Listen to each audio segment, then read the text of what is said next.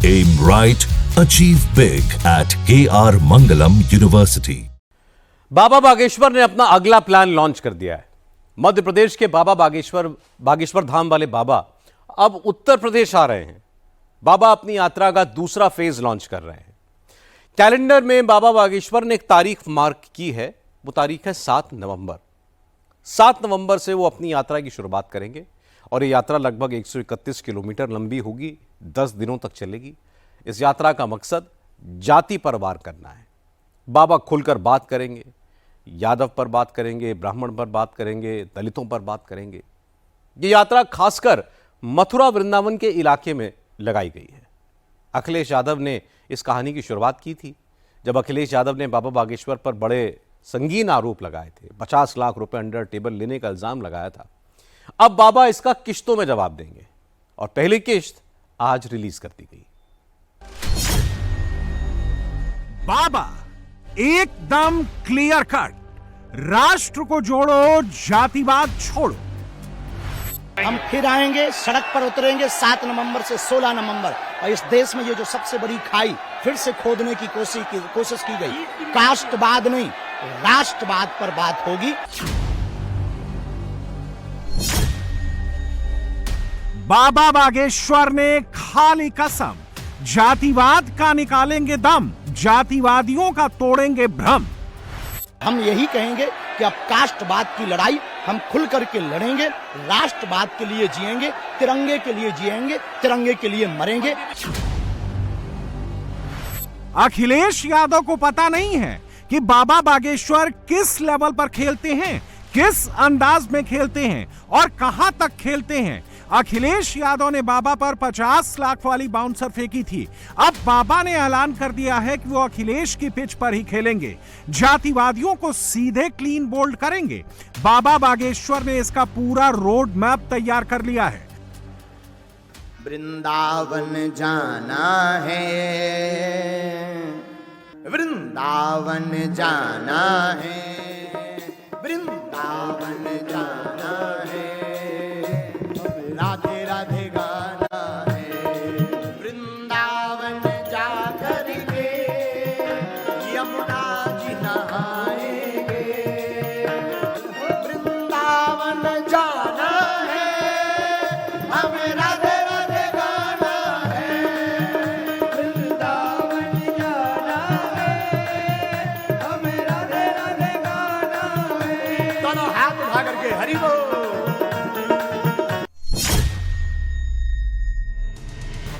बाबा बागेश्वर वृंदावन जा रहे हैं। क्यों जा रहे हैं समझना मुश्किल नहीं है। वृंदावन से श्री कृष्ण की आस्था जुड़ी है और श्री कृष्ण से सीधे यादव जाति जुड़ी है। यूपी बिहार में यादव बड़ा वोट बैंक है, जो अखिलेश और तेजस्वी का कोर वोट बैंक है। यूपी में यादव आबादी 8 से 10%, पूर्वांचल और ब्रज में बड़ा असर 60 से ज्यादा सीटों पर। जिले 8 जिले में 20 से 30% यादव। पार्टी एसपी के कोर वोटर। बिहार ओबीसी में सबसे ज्यादा यादव वोटर हैं, जिनकी आबादी 14%। मगध, मिथिलांचल, सीमांचल में बड़ा फैक्टर। असर 100 से ज्यादा सीटों पर असर। पार्टी आरजेडी के कोर वोटर। बाबा बागेश्वर वृंदावन क्यों जा रहे हैं, इसका सियासी मतलब समझिए। बाबा जब वृंदावन जाएंगे तो अखिलेश और तेजस्वी के कोर यादव वोट बैंक से सीधे कनेक्ट करेंगे, जिसका असर 25 के बिहार चुनाव और 27 के यूपी चुनाव तक पड़ेगा। बाबा बागेश्वर बहुत सी बातें सीधे नहीं कहते हैं, लेकिन जो बात सीधी और स्पष्ट कहते हैं उसमें जातिवाद वाला नैरेटिव हवा हो जाता है। गांव में कहावत है, गरीब की लुगाई पूरे शहर की भौजाई। वही हाल है। तो सीधा साधा जान करके सब लोग, पता नहीं अब हनुमान जी की इच्छा होगी, पर हमें लगता है कि जो हम कार्य कर रहे हैं वो भला कर रहे हैं, इसलिए लोग बोल रहे हैं। इसलिए हम बहुत ज़्यादा उन पर ध्यान नहीं देते। हमें थोड़ी देर के लिए मन में लगता है, फिर ये लगता है कि जब लाखों तालियां मिल रही तो 2-4 गालियां भी मिलेंगी। कर तो हम हिंदुओं के लिए ही रहे, जी तो हिंदुओं के लिए ही रहे, चाहे भारत में हो या भारत से बाहर। धाम पर भी हो तो अन्नपूर्णा भंडारा, कन्या विवाह, आने वाले समय में हॉस्पिटल। तो हमें क्या करना है? परिक्रमा। किस किसने लगाई वृंदावन की परिक्रमा? आहा, अब अब उठाने दो ना, लगाओ ठुमका। राधे राधे राधे राधे राधे राधे, श्यामा श्यामा श्यामा श्यामा श्यामा श्यामा। बाबा बागेश्वर ने ऐलान किया कि वो वृंदावन की यात्रा कब से शुरू करने जा रहे हैं। बाबा की वृंदावन यात्रा का टाइम लगभग वही है जब बिहार में चुनावी माहौल होगा। बाबा की ये पदयात्रा 7 नवंबर 2025 से शुरू होगी और लगभग 131 किलोमीटर लंबी होगी, जो 10 दिनों तक चलेगी। इस दौरान वो दिल्ली, हरियाणा और उत्तर प्रदेश के करीब 400 गांवों से होकर गुजरेंगे। आम और गरीब लोगों से डायरेक्ट संवाद करेंगे। पदयात्रा में बाबा का एजेंडा क्या होगा? बाबा ने बहुत साफ और स्पष्ट शब्दों में बता दिया है। एक बार फिर सुन लीजिए, बाबा बागेश्वर ने उन लोगों को सुनाया है जिन्होंने उन पर आरोप लगाया है कि बाबा बिना अंडर टेबल पैसा लिए कथा नहीं सुनाते हैं। 10 से 20 हजार ये तो रोज का जो अन्नपूर्णा में भोजन मिल रहा है, और मंगलवार को 40 से 50 हजार बताया, और जब आपकी कथाएं होती है 3-3, 4-4 लाख तक पहुंच जाता है। तो ये इसका जो प्रबंधन है, यही शायद सवाल ये लोगों का रहता है कि इतना जो खर्च हो रहा है, ये तमाम श्रद्धालु, ये खर्च हम नहीं कर रहे हैं। जी। हमें लोगों से दक्षिणा के रूप में मिलता है, जी सो हम खर्च करें। इस दुनिया में दूध का धुला कोई नहीं। जी नेता है तो नेता को भी मिलता, कहाँ से मिलता? वो भी जनता से है। साधु हैं तो साधु को कौन देते हैं? उनके भगत देते हैं। हम गुरु हैं, आचार्य हैं, हमें कौन देते हैं? ये लोग में से इनसे तो सब कुछ निःशुल्क है। कोई आया, गुरु जी हमारा कार्य सफल हो गया, ये दक्षिणा है। अब उसका क्या करें? तो हमने उसको सदुपयोग में लगा दिया। हमने मदिरालय नहीं खोला, हमने देश को गुटखा के लिए प्रोत्साहित नहीं किया, मदिरा पीने के लिए प्रोत्साहित नहीं किया, हमने देश को व्यसन मुक्त करने के लिए प्रोत्साहित किया, संस्कारवान बनने के लिए प्रोत्साहित किया, एकता के लिए प्रोत्साहित किया, हिंदुत्व के लिए प्रोत्साहित किया, राष्ट्रवाद के लिए प्रोत्साहित किया, कास्टवाद पर प्रहार किया, कास्टवाद के खिलाफ आवाज उठाई, उसके लिए हमने गालियां सही। याद कीजिए, बाबा बागेश्वर ने अपनी पिछली यात्रा 26 नवंबर 2024 को निकाली थी। बाबा ने 160 किलोमीटर की पदयात्रा अपने गांव गढ़ा से ओरछा तक निकाली थी। इस यात्रा का भी वही मकसद था, हिंदुत्व, राष्ट्रवाद, जातिवाद और धर्मांतरण का विरोध।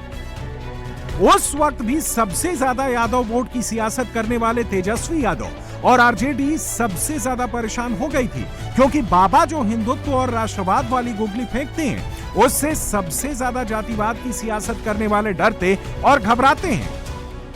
अरे जिया हो बिहार के लाला। सबसे ज्यादा हम कहीं खुश रहते हैं तो अपने बिहार में रहते हैं। अब तुम लोगों को देखकर और ज्यादा। अब बाबा ने वृंदावन की यात्रा का ऐलान किया है, जिसका सीधा कनेक्शन यादव वोट बैंक से है, और बाबा के दिल पर जातिवाद की सियासत से बहुत चोट लगी है, इसलिए बार बार टारगेट पर जातिवाद करने वाले नेता है। और बाबा बागेश्वर ने खुली जंग का ऐलान कर दिया है। वो किसी भी आरोपों से डरने वाले नहीं हैं, कुछ भी आरोप लगे। अब वो राष्ट्रवाद को मजबूत करेंगे, जातिवाद को नहीं छोड़ेंगे, हिंदुओं को एकजुट करेंगे, हिंदू राष्ट्र की आवाज को मजबूती देना, हिंदुओं का धर्मांतरण रोकेंगे। बाबा का मानना है कि जब हिंदुत्व की लौ जलेगी, राष्ट्रवाद का सूरज निकलेगा, इनकी रोशनी में जातिवाद खुद ब खुद डूब जाएगा। हमारा दरबार लगाने का उद्देश्य चमत्कार दिखाना नहीं है। यहाँ लाखों लोगों को बुलाने का उद्देश्य ये नहीं है कि हम आपको चमत्कार दिखाना चाह रहे हैं। अब तो हमारा उद्देश्य ये है कि ये बेचारे वो लोग हैं, इस देश में एक बड़ी अद्भुत बात है, इस देश में दारू सस्ती है, दवा महंगी है, इसलिए लोग परेशान हैं। तो वो ओझा तांत्रिकों के पास जाते हैं, तो वो जाते हैं दूसरे मजहब में, जाकर के ये धर्मांतरण करते हैं। हमारा उद्देश्य ये है कि ये हनुमान जी से जुड़े, और धर्मांतरण कन्वर्जन इस देश में संविधान के हिसाब से भी गलत है। तो हम चाहते हैं इस देश में कन्वर्जन रुके, हिंदुओं का, हिंदू घटे ना। उसका उपाय क्या है? जिसको जो चाहिए, भंडारा चाहिए, भंडारा हमारे यहाँ है। भैया तुम गरीब आदमी हो, हम और ज्यादा तो नहीं, पर तुम्हारी बेटी का ब्याह करवा सकते हैं। आने वाले दिनों में तुम्हारी दवाई की व्यवस्था कर देंगे, और भगवान कृपा करेंगे विद्यालय कर देंगे। नहीं होगा, जितना है उतने में सेवा चलाएंगे, पर भैया तुम हिंदू घटो ना, धर्मांतरण ना करो। बाबा बागेश्वर अखिलेश यादव का सीधे नाम नहीं ले रहे हैं, न तेजस्वी यादव का ले रहे हैं, लेकिन जवाब उन्हीं को दे रहे हैं जिन लोगों ने कथावाचक विवाद को यादव बनाम ब्राह्मण का रंग चढ़ाकर बड़ा सियासी तूल दे दिया था, सवाल यह है कि अखिलेश ने यादव बनाम ब्राह्मण की जंग क्यों तेज की और बाबा बागेश्वर अब उसे नेक्स्ट लेवल पर क्यों ले जा रहे हैं। इसको समझने के लिए यूपी में यादव और ब्राह्मण वोट बैंक के पैटर्न पर नजर डालनी होगी।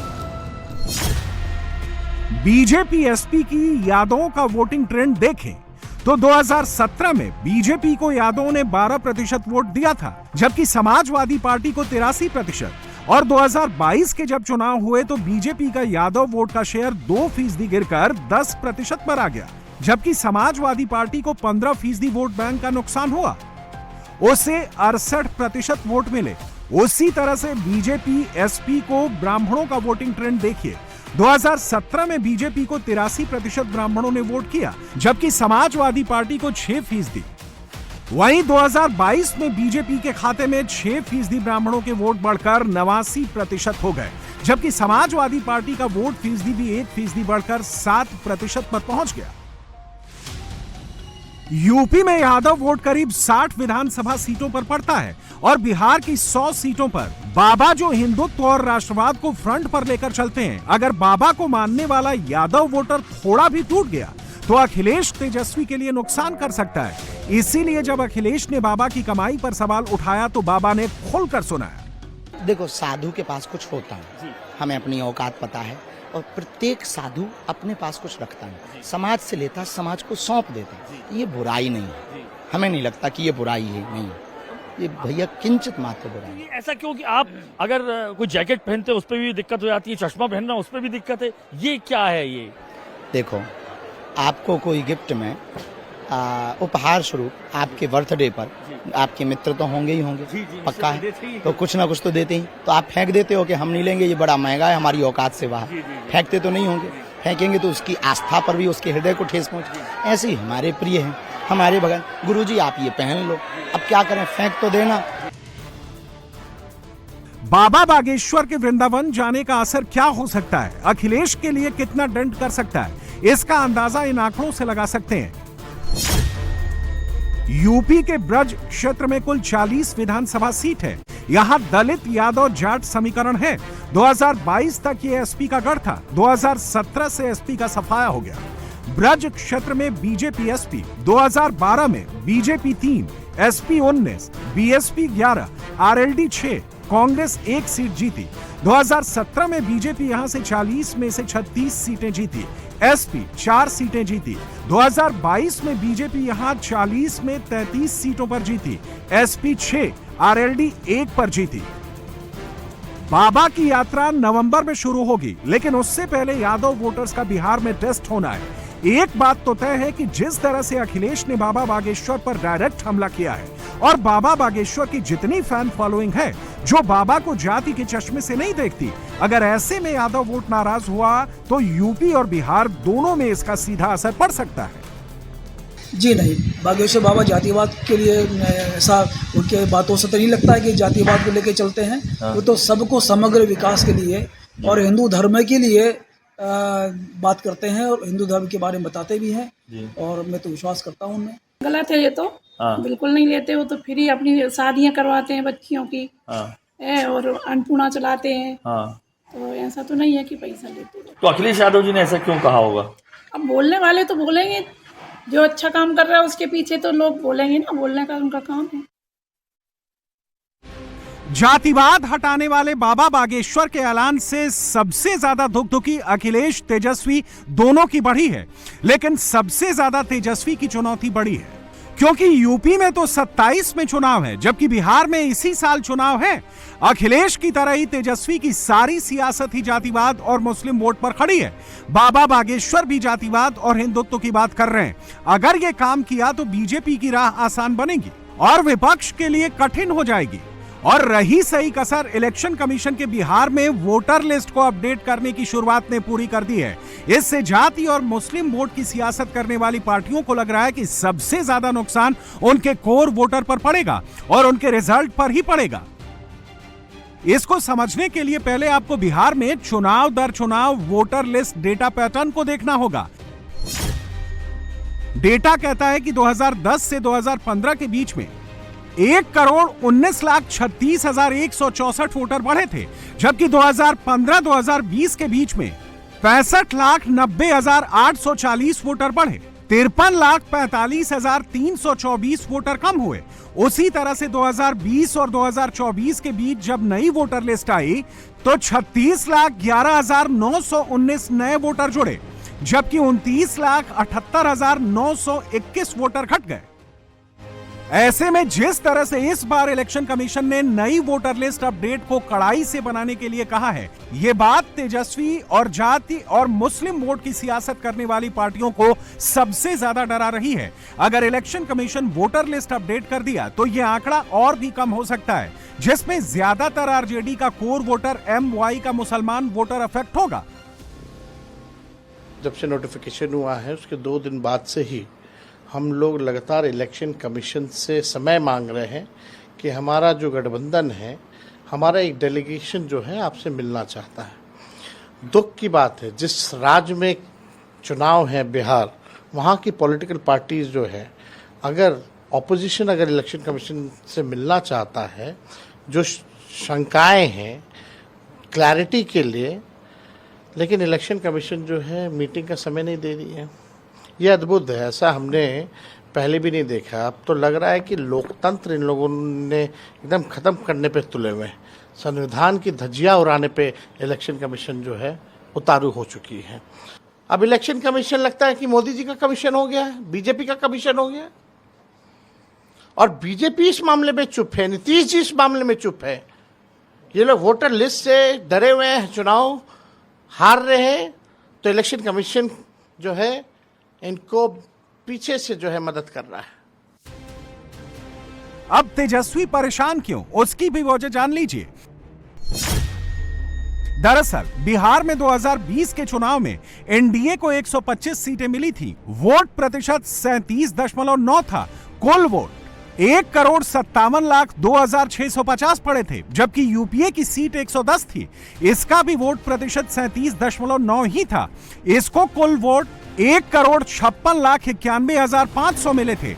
एनडीए को यूपीए के मुकाबले कुल 11,150 वोट ज्यादा मिले थे।